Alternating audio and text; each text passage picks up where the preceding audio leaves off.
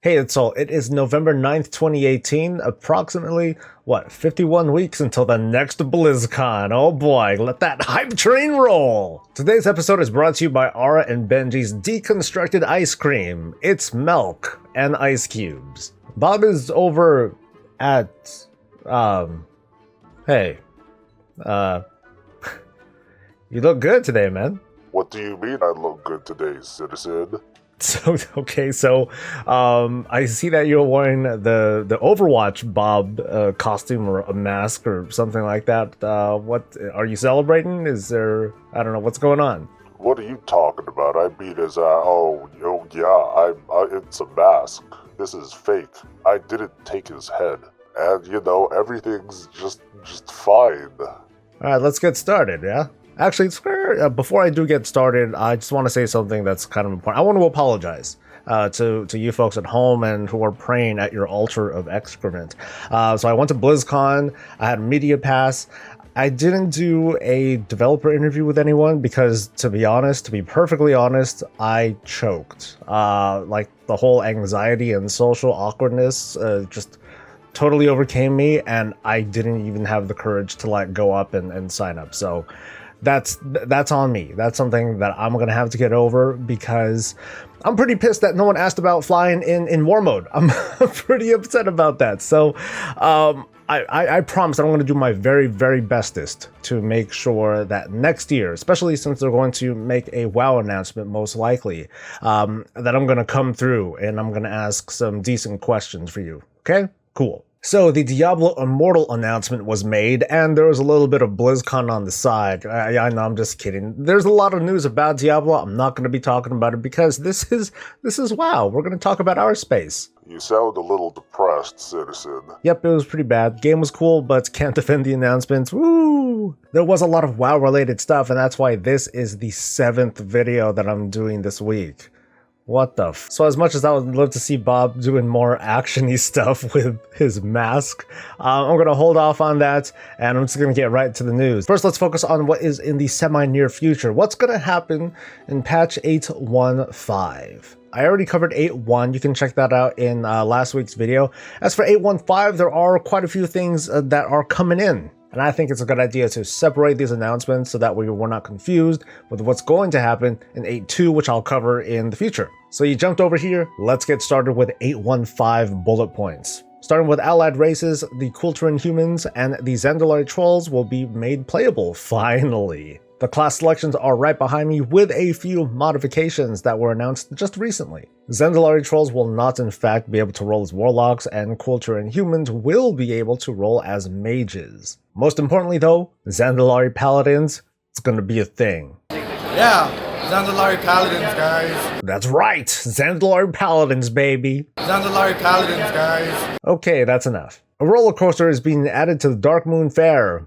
Cool. Other holiday updates are being announced for 8.15, including an update to Children's Week, and little micro-holidays, including Diving into Vashir, oh boy, a Wanderers Festival, and Free T-Shirt Day. Warlords of Draenor Time Walking is coming in 8.15, I knew you couldn't wait for that one. The dungeon allotment will include Auchendoon, Everbloom, Iron Docks, Shadowmoon Burial Grounds, Skyreach, and Slag Mines. As far as I've seen, Blackrock Foundry has not been yet chosen as the Time Walking raid for Warlords of Draenor Time Walking, and I don't know why. Wasn't that the only raid?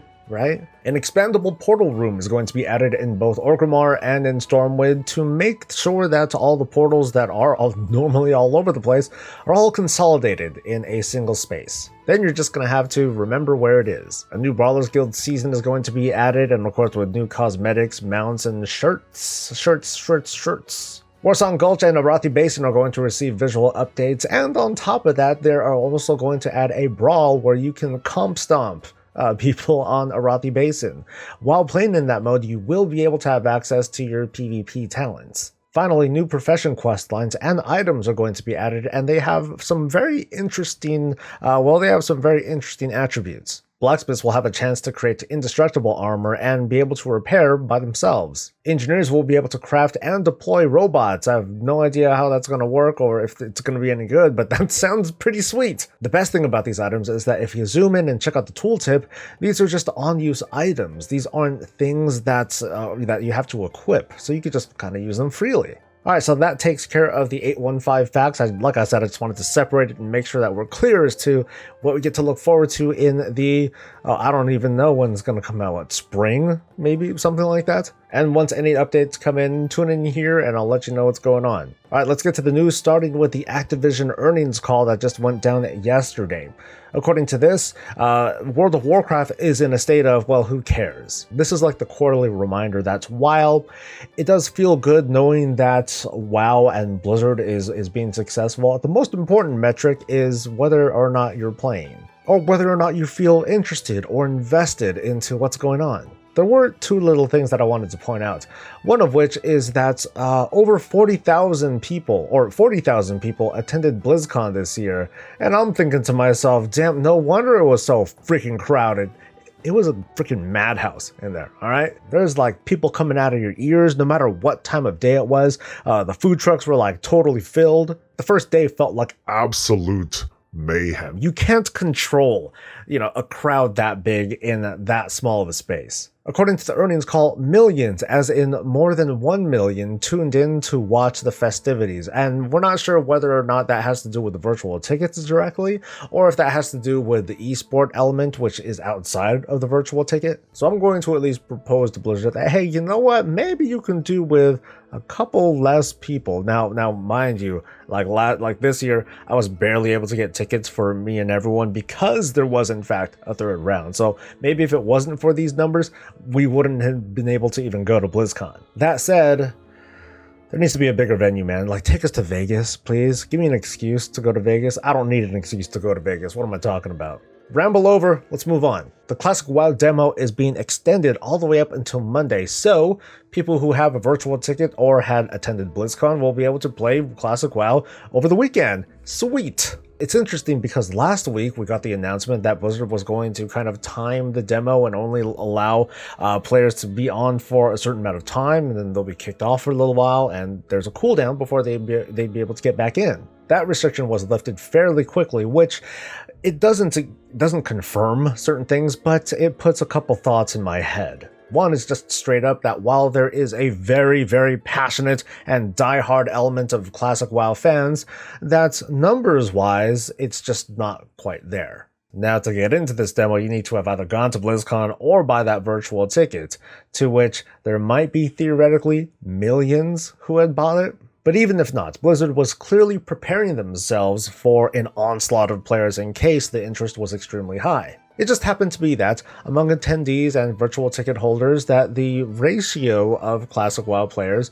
is a little bit smaller. On the side note, that brings up a theory that was brought up during a recent stream, but I wanted to share this thought with you folks at home, and I want to see what you think. I'm predicting at this point that with regards to Classic WoW, that there are more than likely going to be only a small number of servers that host the die-hard Classic fans. I'm talking about the ones who are absolutely not interested in the current game and will be playing Classic WoW until their ears bleed, and then they'll keep going, and then the eyes will bleed, and then they'll keep going.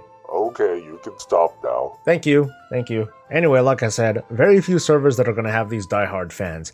And I think chances are good that they're not going to let the seasonal people, the people that jump between Classic WoW and Modern WoW, they're not going to let people into their guilds. I mean, Chucks, good luck getting into a guild knowing that you're only going to be around for a couple of weeks. I'm pretty confident that we're going to see a very sharp divide between the casuals and the hardcore in this new iteration of WoW, and good. I think it'll be great to finally see these Classic WoW fans really come together and create their own set of small communities. 100 Alliance guilds have finally downed Mythic Aroon, which means next week Cross-Realm Mythic raiding is going to open. This actually ended up slaughtering expectations because if there were no changes that were going to be made, now that we know that the Boda raid is going to come early 2019, that would have been when Cross-Realm Mythic raiding would have opened up.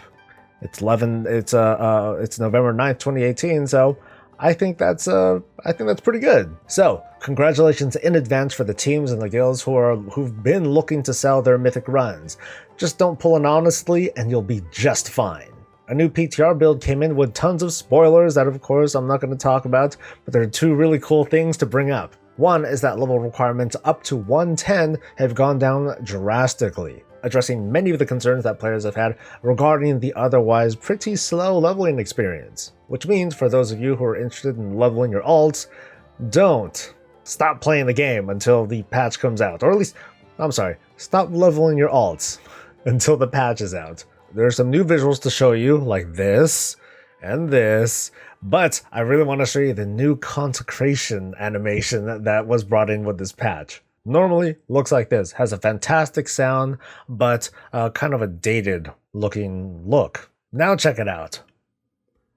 This motherfucker lights up rooms. I have some reservations about the ground effect. It's a little bit too bright and I'm a little bit worried about how that's going to mesh with all the other, like, you know, dungeon and raid mechanics that we need to stand out of. But from the perspective of, oh my god, look at the spectacle, winner. This brings up a somewhat interesting question because there are people who are not a fan of this animation, and I'm down with that. But I wondered to myself, because this is something that's being added, is it necessarily replacing the old consecration? And if it's not exactly, can we just get a glyph to revert it to the old version? And in fact, can that just be a thing? Can we have like retro looks of previous abilities and have that facilitated with a glyph or an enchant or something like that? Preferably a glyph, because that would make me like hella money. So that, funny enough, about wraps up my coverage for the week. It's been dominated by the future stuff that's coming in 8.2, or people talking about Diablo and some other stuff. So for those of you who are not interested in this next part, go ahead and,